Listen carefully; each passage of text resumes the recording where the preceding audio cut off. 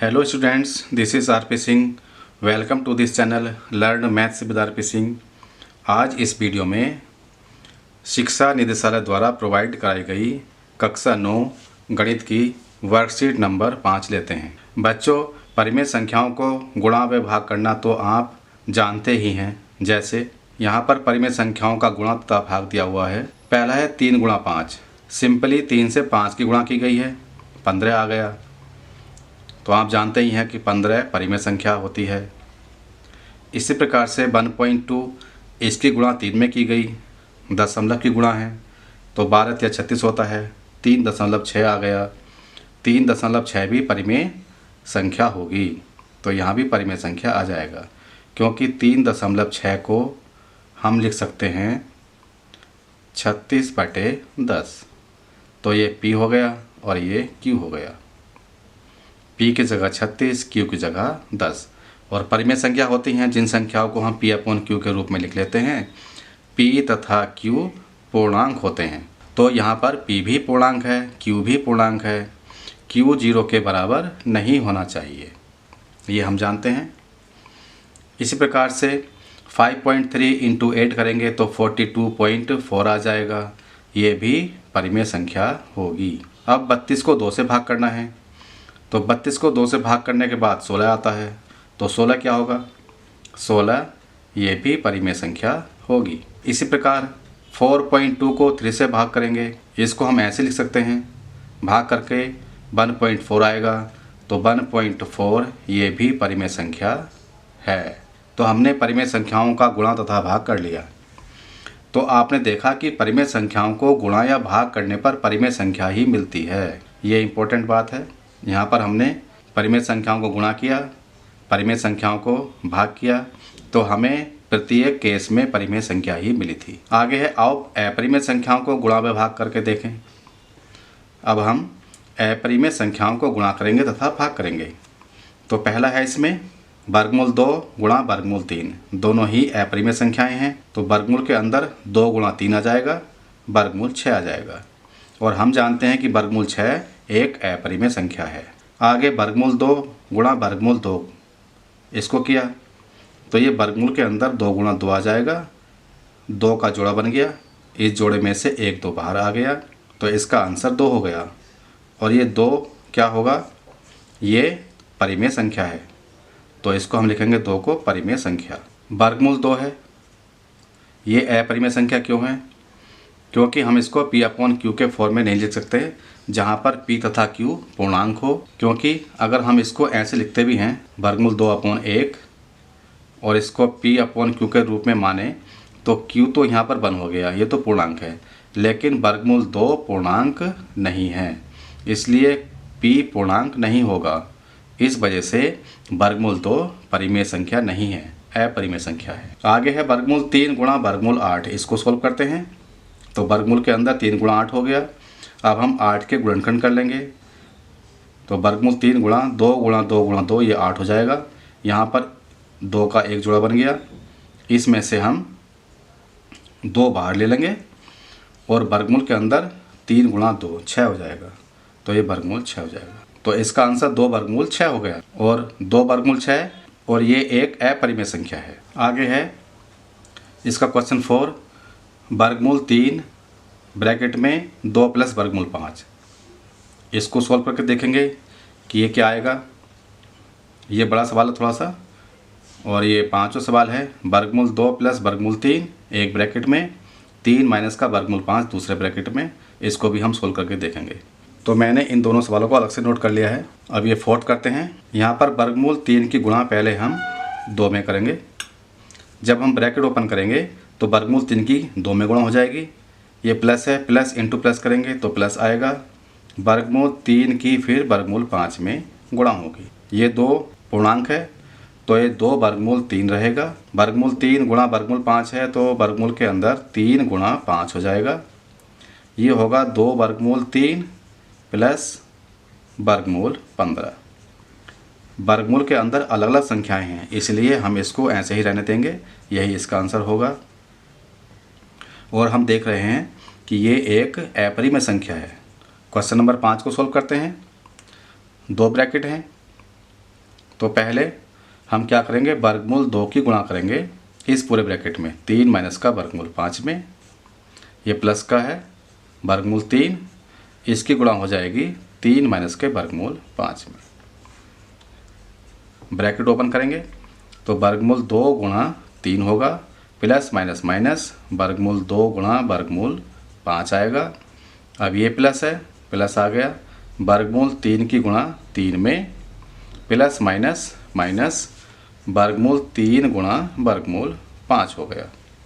आगे सॉल्व करेंगे, 3 वर्गमूल 2 माइनस का वर्गमूल के अंदर 2 गुणा 5 आ जाएगा, प्लस 3 वर्गमूल 3 माइनस का वर्गमूल के अंदर 3 गुणा 5 हो जाएगा।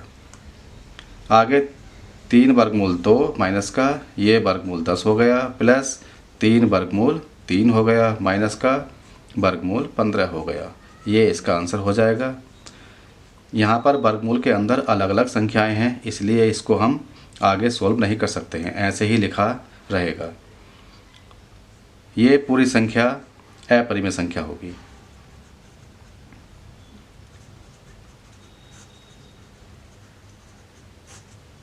तो हमने देखा 4th क्वेश्चन को सॉल्व करके 2 वर्गमूल 3 प्लस वर्गमूल 15 आया और ये अपरिमेय संख्या।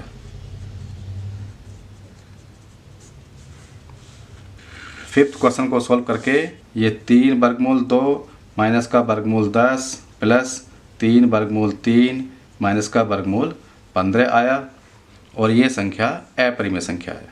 अभी हमने गुणा के सवाल किए, अब आगे ये भाग के सवाल हैं। 3 वर्गमूल 3 को वर्गमूल 3 से भाग किया गया, तो 3 वर्गमूल 3 ऊपर, इसको नीचे लिखा, वर्गमूल 3 से वर्गमूल 3 कैंसिल हो गया, 3 बचा।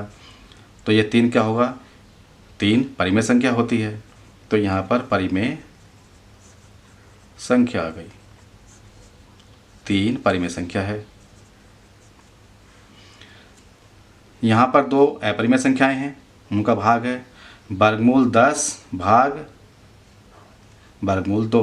वर्गमूल के अंदर 10/2 कर सकते हैं, 2 से 10 कट जाएगा 5 बार, तो ये वर्गमूल 5 आ जाएगा।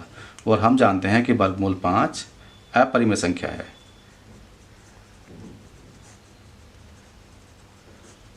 हमने देखा कि जब हम अपरिमेय संख्याओं को गुणा करते हैं तो परिमेय संख्या भी आ सकती है, अपरिमेय संख्या भी आ सकती है।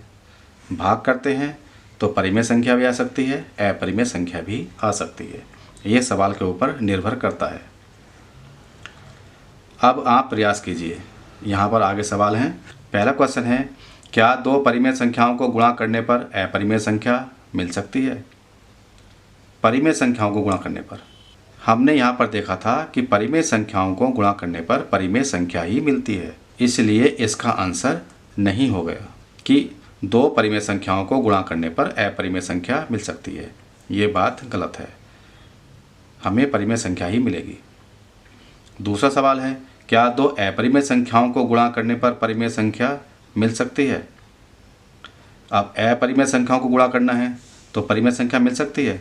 ये हमने यहाँ पर देखा था, वर्गमूल 2 को वर्गमूल 2 से गुणा करने पर 2 आया था, ये परिमेय संख्या थी। इसी तरह से अगर हम वर्गमूल 3 को वर्गमूल 3 से गुणा करेंगे तो 3 आ जाएगा, ये भी परिमेय संख्या होगी। वर्गमूल 5 को वर्गमूल 5 से गुणा करने पर 5 आ जाएगा, ये भी परिमेय संख्या होगी। 2 वर्गमूल 7 है, इसको वर्गमूल 7 से गुणा करें तो ये आ जाएगा 2 गुणा 7 इजिकल टू ये आ जाएगा 2 गुणा 7 और ये 14 के बराबर होगा और ये भी परिमेय संख्या होगी। तो यहाँ पर दूसरा सवाल, क्या 2 अपरिमेय संख्याओं को गुणा करने पर परिमेय संख्या मिल सकती है? इसका आंसर हो जाएगा हाँ। अब हम तीसरा सवाल करते हैं, हल कीजिए। हमें इन सभी को हल करना है। तीसरे सवाल को मैंने अलग से नोट कर लिया है। इसका पहला पार्ट है ए, वर्गमूल 10 गुणा वर्गमूल 5। तो इसको हम हल करेंगे, वर्गमूल 10 गुणा 5 एक साथ आ जाएगा। अब हम 10 के गुणनखंड कर सकते हैं, 2 गुणा 5 और गुणा 5 ये पहले से ही है। यहाँ पर 5 का जोड़ा बन गया, इसमें से 5 बाहर आ जाएगा, वर्गमूल 2 अंदर रहेगा। ये इसका आंसर होगा। दूसरा पार्ट है वर्गमूल 3 गुणा वर्गमूल 6। इसको हल करते हैं, वर्गमूल के अंदर 3 गुणा 6 आ जाएगा। तो वर्गमूल 3 गुणा 6 के गुणनखंड लिखेंगे हम, 3 गुणा 2 लिख सकते हैं 6 को। यहाँ पर 3 का जोड़ा बन गया, ये 3 बाहर आ गया, वर्गमूल 2 इसके आगे आ गया। ये इसका आंसर होगा। इसका सी पार्ट है वर्गमूल 6 ब्रैकेट में वर्गमूल 3 प्लस 2, ब्रैकेट ओपन करेंगे तो वर्गमूल 6 की गुणा वर्गमूल 3 में होगी। प्लस का संख्या है ये, प्लस इंटू प्लस प्लस आ जाएगा। वर्गमूल 6 की गुणा 2 में होगी।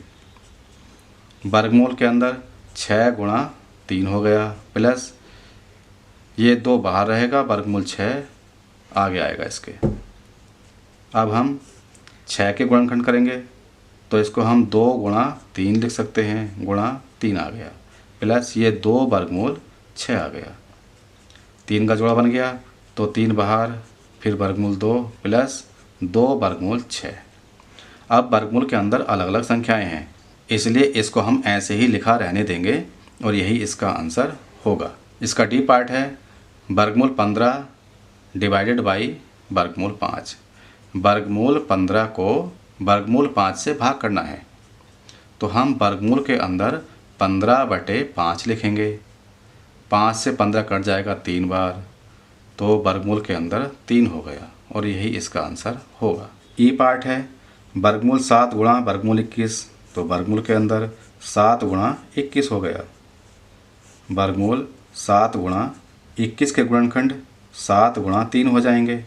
अब यहाँ पर 7 का जोड़ा बन गया, इस जोड़े में से एक साथ ले लेंगे और वर्गमूल 3, ये इसका आंसर होगा। इसका एफ पार्ट है 18√3 डिवाइडेड बाई 6√3। तो 18√3 को ऊपर लिखा हमने, 6√3 को नीचे लिखा। इसको हम इस तरह से लिख सकते हैं 18 गुणा वर्गमूल 3 बटे 6 गुणा वर्गमूल 3। वर्गमूल 3 से वर्गमूल 3 कैंसिल हो जाएगा, 6 से 18 कैंसिल हो जाएगा 3 टाइम्स, 3 बार। तो इसका आंसर सिंपली 3 आ गया। यहाँ पर है 27.8 गुणा 15, दोनों की सिंपली गुणा करनी है। गुणा करने के बाद आ जाएगा 417.0, इसको हम 417 लिख सकते हैं, ये इसका आंसर होगा।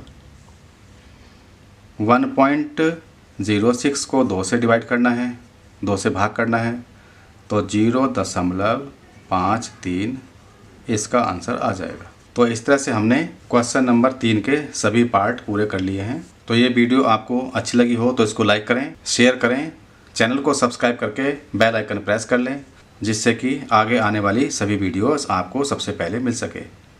Thank you, thanks for watching this video.